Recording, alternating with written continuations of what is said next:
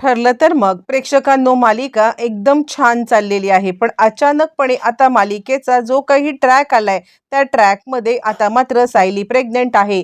पण सायली या सगळ्यामध्ये विचार करते आहे, की अर्जुन सरांना आता हे सगळं नको आहे म्हणून ती एक विचित्र निर्णय घ्यायला चाललेली आहे. पण ज्या वेळेला ती आता विचित्र निर्णय घेण्यासाठी चालले, त्याच वेळेला हे सगळं कल्पना आणि अर्जुन यांना समजलंय आणि त्यानंतर तिला तो निर्णय घेण्यापासून त्यांनी तर थांबवलेलंच आहे. पण आता एक वेगळीच गोष्ट डॉक्टर आता इकडे कल्पना आणि अर्जुन यांना सांगणार. नक्की काय सांगणार, कसं सांगणार, सगळं सविस्तर पाहू. सायली आपल्या रूममध्ये आलेली आहे आणि रूममध्ये आल्यावरती ती विचार करते, नाही, मला या सगळ्यामध्ये अचानकपणे आता उपरती झालेली आहे, की मला जो त्रास होतोय तो त्रास साधासुद्धा नाहीये. म्हणजे आता काहीतरी गडबड आहे. मी आता प्रेग्नंट आहे हे मात्र नक्की. आणि असं कळल्यावरती ती विचार करते, नाही, मी आता डॉक्टरांकडे जाऊन कन्फर्म करू की आधी आईंना सांगू, मला खरंच काही कळत नाहीये. असं आता ती पूर्णपणे भांबावून गेलेली आहे. बरं, त्याच वेळेला मग ती पुस्तकं काढते.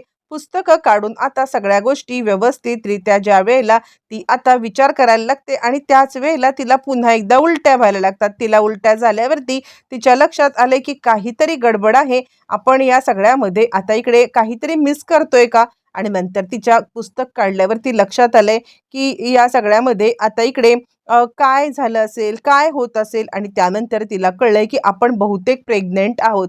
मग त्यानंतर इकडे आता अर्जुन आणि चैतन्य आलेत. सायली आता आपल्या प्रेग्नन्सीबद्दल किंवा या सगळ्यामध्ये अर्जुनला काहीतरी सांगणार असते. पण अर्जुन मात्र इतका चिडत तिकडे आलेला आहे की त्याला आता रागावलेलं पाहून इकडे सायलीला काहीच कळायला मार्ग नाहीये आणि सायली या सगळ्यामध्ये पुरती गडबडलेली आहे. आणि काय झालं अर्जुन सर, असं आता विचारायला लागते आणि त्यावरती चिडलेला अर्जुन आता सांगायला लागतो, काही नाहीये, मला या सगळ्यामध्ये कळतच नाहीये की म्हणजे लोकांना जर का बाळाचं प्लॅनिंगच करता येत नाहीये तर आता ते प्लॅनिंग तरी का करतात. यावरती सायली म्हणते, काय झालंय तरी काय?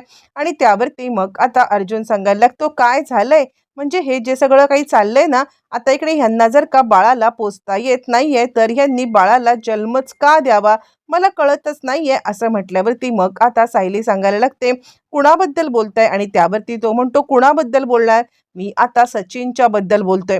सचिनला या सगळ्यामध्ये जर का आता बाळ जन्माला घालायचंच नव्हतं तर त्यांनी हा सगळा प्रकार का केला ते काही नाहीये. मी या सगळ्यामध्ये आता इकडे विचार करतोय की काहीही झालं, आपण जोपर्यंत या सगळ्यासाठी प्रिपेअर नाही होत तोपर्यंत आपण या सगळ्याचा विचार करायचा नाही.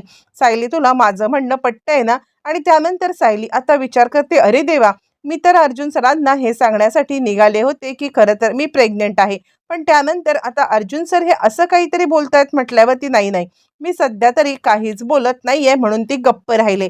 आणि त्यानंतर मग आता अर्जुन चैतन्याला सांगतोय, अजिबात नाही, जर त्या बाळाची आपल्याला व्यवस्थित जबाबदारी घेता येत नाहीये तर आपली हौस म्हणून त्याला या जगात आणून काय करायचंय, ते काही नाहीये. काहीही झालं तरी सुद्धा आता माझा निर्णय पक्का झालेला आहे. मी या सगळ्यामध्ये जोपर्यंत स्वतः आता बाळ सांभाळण्यासाठी सक्षम होत नाहीये तोपर्यंत मी कसलाही विचार करणार नाही म्हणजे नाही.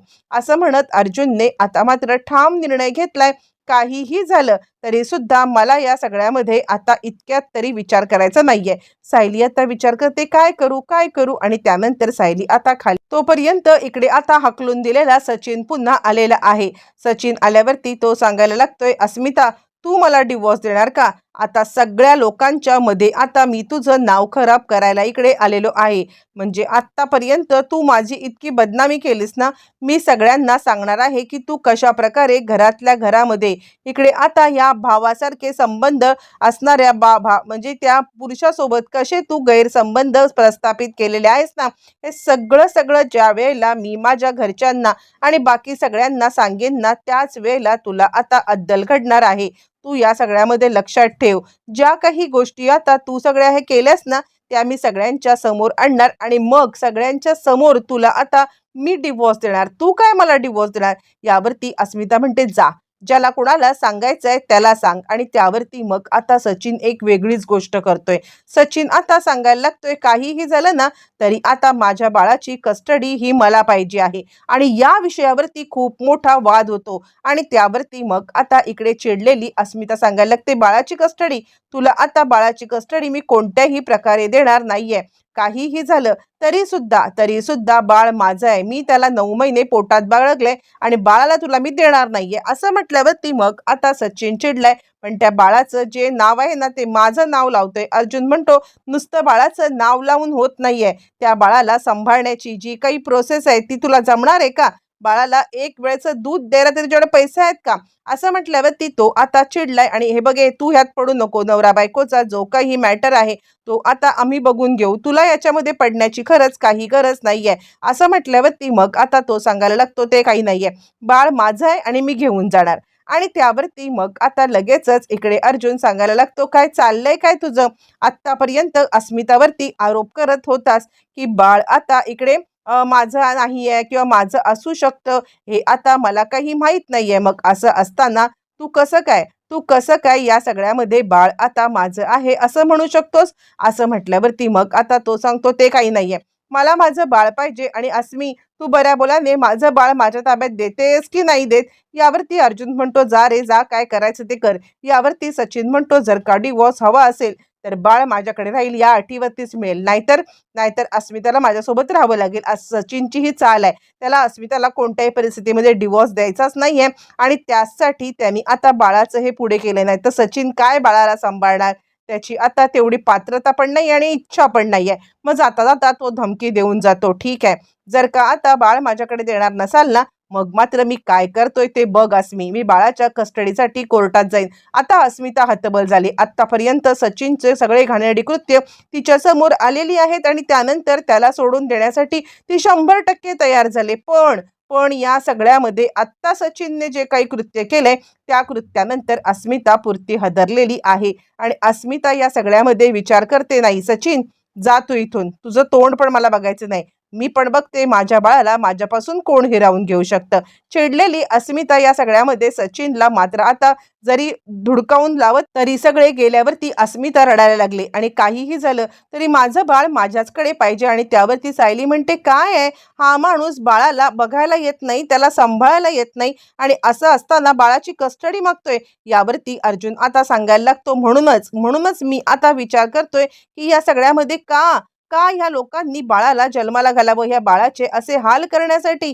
म्हणजे आता मला कळतच नाहीये की हा सचिन आत्तापर्यंत एक दिवस सुद्धा आला नाही इकडे, काही रात्रभर जागला नाही, ते सगळं अस्मिताईंनी केलं आणि आत्ता हक्क सांगायला आला. पण यात त्याचा काय दोष आहे? ते बाळ छोटंसं, आता त्याला कळत पण नाहीये की आपल्या आईबाबांची काय भांडणं चाललेत आणि त्या बाळाचा दोष काय? जन्माला आल्यावरती आता इकडे एकतर आई किंवा बाबा असं असं त्याला जगावं लागणार. नाही नाही, हे असं असेल ना तर आता त्या बाळाचा विचार करतच नाही होत आपण, आपण फक्त आपल्या स्वार्थासाठी हे सगळं करतोय, ते काही नाहीये. मला न खरंच या सगळ्या प्रकाराचा तिटकारा आलाय आणि सायली हे सगळं ऐकतीये आणि तिला लक्षात येतंय की हे सगळं अर्जुन सरांच्या मनावरती इतकं बिंबलंय की त्यांना या सगळ्यामध्ये आता मात्र काहीही झालं तरी सुद्धा आपलं बाळ सांभाळणं किंवा आपल्या बाळाला या जगात आणणं हे फार कठीण जाणार आहे. आणि त्यानंतर अस्मिता म्हणते बरोबर आहे, खरंच मला माझ्या बाळाची चिंता वाटते. म्हणजे तसं बघायला गेलं तर आता इकडे त्याचा काय दोष आहे? त्याच्या बाबाने चूक केले आणि बाबाने चूक केलेली शिक्षा मुलाला का?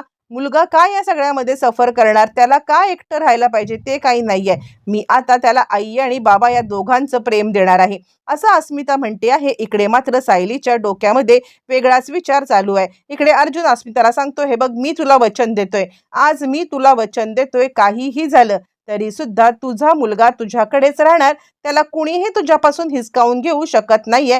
मी कोर्टात लढेन, तुझी केस मी लढेन आणि तुला माहितीये ना मी आतापर्यंत एकही केस हारलेलो नाहीये आणि त्यामुळे तू चिंता करू नकोस, काहीही झालं तरी आपला मुलगा आपल्याकडेच राहणार. आता सायलीच्या मनावरती याचा काय परिणाम होतो याचा कुणी विचारच नाही केलेला आहे, कारण मुळातच सायलीच्या बद्दलची न्यूज कुणाला माहितीच नाहीये आणि म्हणून सगळेजण यामध्ये आता मात्र तिला गृहीतच धरतायत किंवा ती सुद्धा कुणाला काही बोलतच नाहीये. मग हे सगळं असताना ती आता रूम मध्ये एकटीच विचार करते. इकडे सगळे कुणाचंच लक्ष तिच्याकडे नाहीये, सगळे अस्मिताला समजवतात. अस्मिताला आता मात्र झोप येत नाहीये. तिला सारखं असं वाटतंय की सचिन येईल आणि काहीतरी करेल, आपल्याकडून हिसकावून नेईल असं म्हणत ती आता आपल्या बाळाला जवळ घेऊन रडते आहे. सगळेजण तिच्या अवतीभोवती बसलेत पण सायलीचं काय चाललंय कुणाचंच लक्ष नाहीये.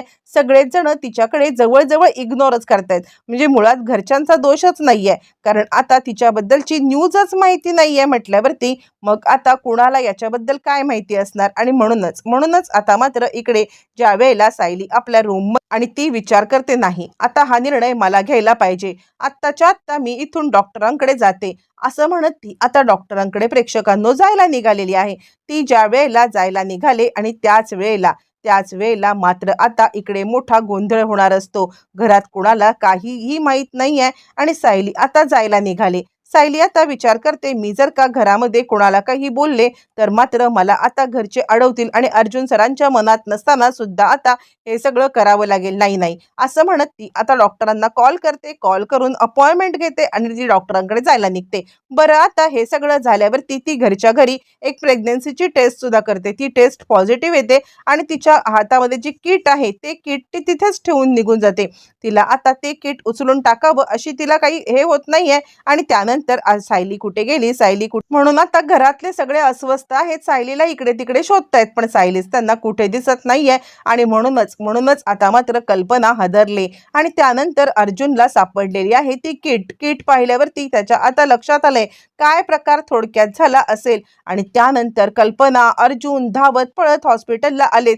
सायलीने कुणाला फोन केला असेल याची त्यांना शंका आलेली आहे आणि त्यानंतर धावत पळत येत आता हा सगळा प्रकार थांबवतायत. अर्जुनच्या मूर्खपणाच्या बोलण्यामुळे यांनी हा निर्णय घेतलाय सायलीने हे सगळ्यांना समजल्यावरती अर्जुनला स्वतःचीच लाज वाटायला लागलेली आहे आणि तो तिच्याकडे माफी मागतोय. पण वेळेमध्ये पोहोचल्या कारणाने अनर्थ होण्यापासून टळलेला आहे. आणि या सगळ्यामध्ये आता सायली बाळ सगळे सुखरूप आहेत. सुभेदार परिवारामध्ये एक आनंदाचं वातावरण पुन्हा एकदा आता झालेलं आहे. आणि या सगळ्याचा परिणाम काय होणार येणाऱ्या गोष्टीमध्ये, आता मात्र अर्जुन कशी काळजी घेणार, सगळं येणाऱ्या भागात कळणार